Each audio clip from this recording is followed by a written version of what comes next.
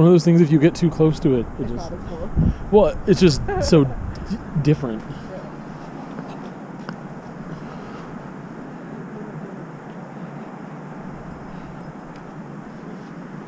What is this building, though? I don't know. Wow. Whoa. Okay. Sorry, I just got like a... I don't... Not dizzy? That makes it easier to look at for some reason. I don't know, but the way this is, I don't know if it's because the lines or what, but it's a lot. Grand Prairie, Three Hills, oh, Calgary.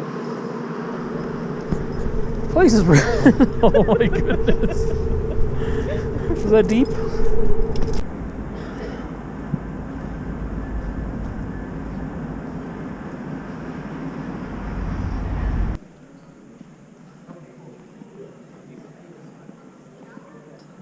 I have no idea what's up on all these floors.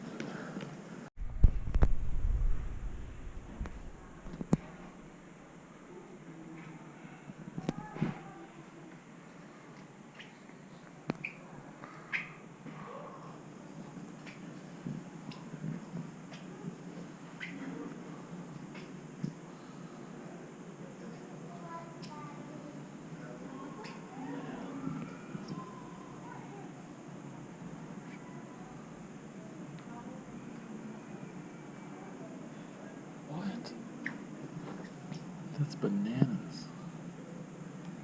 It's just like, one, I wonder what it's treated with, but I think, like, because oil on canvas just looks so different. But birch panel, I've never seen that before. Yeah.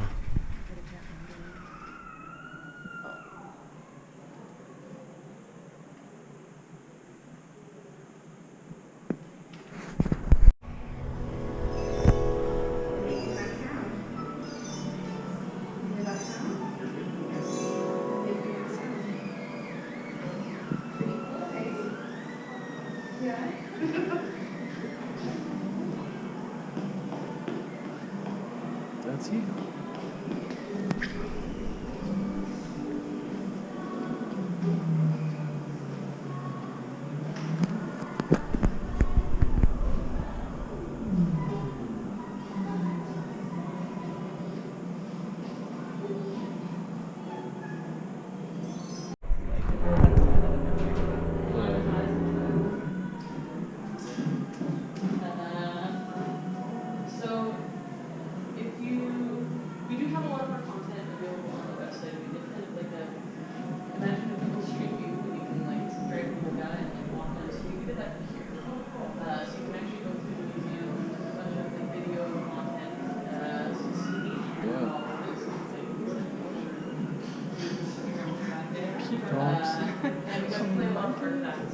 What is a oh, I saw were birds at first.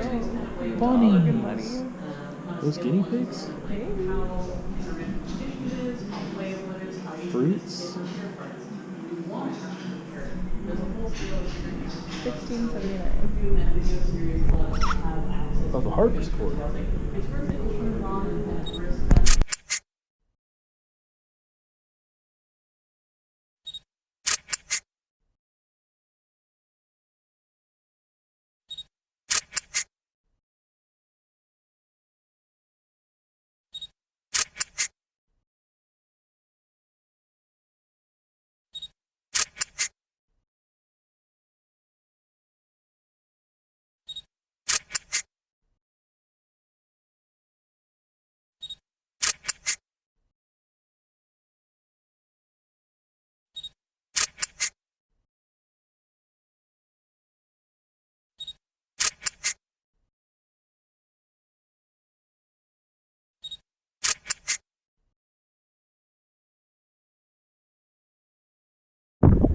It's really windy, so it's not loud. But I wanted to get this in now while I've got the pup here. Some of you already know what happened with Wren last week, I guess. This week. But she got bit by a rattlesnake. But she's good now, as you can see. She's in the clear. The vet gave us a couple things things to look out for still, even though she's home with us now. But what happened, and I'll show a picture here soon, but we've still been walking her only on leash because of her recovery from elbow dysplasia surgery. So she shouldn't be just like running like crazy and wrestling and sprinting and whatever. So we had her on leash. I actually had her on leash, but we were on the top of Popson. Like we didn't go down into Popson, but there's a side road there, and you can follow that a ways. And we drove out as far as we could, and then we got to like a break in the ground that we couldn't drive over, and we parked and we walked over it. And we've been in that region before, but further down. But we were on the very top of it, and we're just walking her there. And then Rebecca was kind of looking over the cliff area because there was like a car down there, and we were gonna try to make our way to it at some point. And then I was getting closer, and I had Wren on the lead, and then she jumped back and was like shaking her head, and Rebecca knew what was going on with the ride, and I didn't have any idea. Wren, come on. Hey, puppy.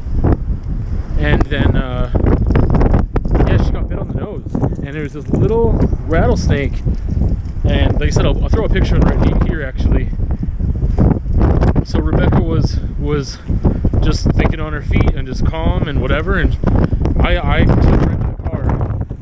Like it drew blood from her nose, it got her right on the snout, and Rebecca was smart enough in that moment to just like keep calm and then take a photo of the snake, so that could see that, and also so they would trust us that it was a rattlesnake, because some people might think like it is and it's not, and then just they'd have to handle it differently, right? So, and she used her foot for scale there, so you can see how big it was. The problem is, we both were kind of relieved it was a smaller snake, but apparently that's a bad thing, because apparently the baby snakes have not yet learned to regulate their venom dispersal, so they tend to just shoot it all in one shot, instead of reserving some or rationing some for later, for future predators or whatever. It takes a certain amount to generate. And yeah, so we got to the car, and within about 5 minutes or so, once the adrenaline of what happened wore off, she started whining a lot, getting really sleepy, and it was just it was no good. We both were like calm enough, but I know like I was driving, and I was like, I had my hazards on, and I was just going, like I was just trying to avoid getting a ticket with the lights. But I was cruising down some streets to try to get to, because the emergency vet was on the other side of the city, and this was on Sunday, and also a holiday Sunday, so our vet was not open.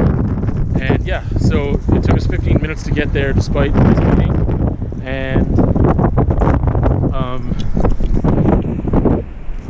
yeah, I don't know, her whining and stuff was just not good. I was getting upset by that. Like, I just didn't know what was going to happen. So the good news is that I learned a bunch of things, and I'll tell you some of them here. One is that they pretty much reserve anti-venom for humans. It's so cost prohibitive and rare. That's why it's so expensive too. There's not a lot of it, so they generally reserve that for human usage only, and so that wasn't the thing that they gave her. She was the first bite of the year in Lethbridge, and they didn't know the rattlesnakes were out yet, so there you go, that piece of information. And they basically just did pain management and like checked her vitals and stuff to see where she was at. Just gave her a whole bunch of fluids because it bit her on the snout and stuff. They're just like, sometimes their faces swell up so bad they're not going to eat or drink, and they're in so much pain too. So they gave her some medication for pain and pumped her full of fluids through an IV and just kept her hydrated and fed. And they said that they needed to keep her for 2 to 3 days, just depending on how she healed. But she's a strong girl, and she was with us 24 hours later. Yeah, We dropped her off, I don't remember exactly when, around 2:30. We picked her up around the same time the next day. They said she was ready, so yeah, that was good. But not what we expected. They showed us like a picture of like, or maybe did we? No, I think they showed it to us, of like a dog with its face just swollen from a bite and just didn't even look like the same dog.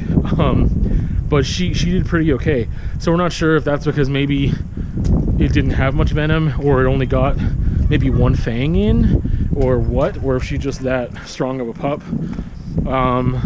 Other than her joints, I mean, she's pretty healthy and strong and has lots of energy and whatever else. So yeah, she was able to fight that off and has a clean bill of health. Other than that, yeah, they gave us some things to look out for, like if she has blood in her urine, or if she has like weird spots on her gums. Yeah, the vet gave us some things to look out for over the next couple of days, and we've been checking up on her there, and she's still looking pretty good. And she pretty much has her like normal energy back and everything since we picked her up yesterday. So yeah, she's doing good. But the other piece of information that I wasn't aware of was that they do. I realized I've been talking in a regular volume for a while, and I hope you can still hear this. They do venom vaccines for dogs, and they're not all that expensive as far as vet bills go. But it's about $160 at some vets, or reasonably priced vets that will do the vaccine. That you know, it's 2 shots because one's a booster, but she won't be eligible for that because she just got bit. She won't be eligible for that for a month, and then she'll be able to get it, and then get the booster a week or so after, I think. But we should have checked into it already. We booked an appointment just because that is a thing. Even though we're going to stay out of that area and others that are rattlesnake heavy, which some we already knew about, and some I had to research and ask around as well, and do some research on the City of Lethbridge site to figure out where those areas are that are more populated by rattlesnakes, and we just won't go there. Take her off leash other places that are safer, but once she has had those vaccines, that will help so that if she is bitten, she will still need to get hospitalized. They will still need to look at her and check her out and whatever, and monitor her for a bit, but there's much less likelihood that it will impact her the same way as if she didn't have the vaccine, right? They're not foolproof, but it's just a precaution that will help her out. So we're going to do that as well, and that's an option that's available. So if you've got a pup and you're in a place where the rattlesnake, prairie rattlers exist, or other rattlesnakes or venomous snakes, might want to look into that. So we learned a lot. It was a very expensive visit to the vet, but she's safe and she's okay. But she's had quite a year. I mean, she's barely a year old now, and had elbow surgery and has been limping around and getting bit by rattlesnakes, and oh goodness, Wren. Anyway, we're just happy she's back and doing her regular dog stuff.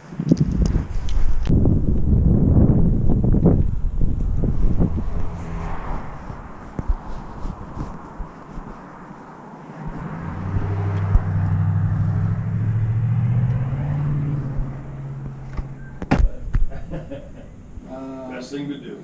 Well, these ones are actually for my. This is.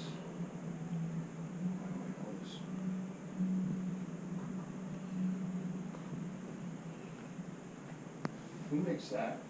I couldn't tell you. Chocolate Stout and Scorpion. Interesting. I've seen that label somewhere. I wonder if that's Hungry. Quick outro to the vlog. Little update on Wren too. So, seems to be fine after the bite, but now she's got this hot spot, is what it's called. It's like near one of her anal glands, and it is incredibly irritated and looks not nice and feels not nice, and it's pretty painful, I imagine, for her. So it had to get shaved, and then there's some cream that has to be applied there. Might be a product of just like sitting in her urine for too long. If perhaps when she was at the vet, she was left unattended for too long, and she maybe urinated in the kennel and whatever. So yeah, I'm not sure what's going to happen with that. It might be a week of applying some cream and keeping an eye on it. Maybe she has to have a cone on, but yeah, it looks pretty not nice and could have been infected possibly, but we'll see. With that, there are 4 other videos other than the vlog this week. So there is a review on Wind in the Willows, a review on Fargo Rock City, and a review on Green Grass Running Water, all those book reviews. And then there is a conversation about being a Renaissance man and what that means and how it compares to being a jack of all trades, master of none, or master of one. Anyway, see you on another time.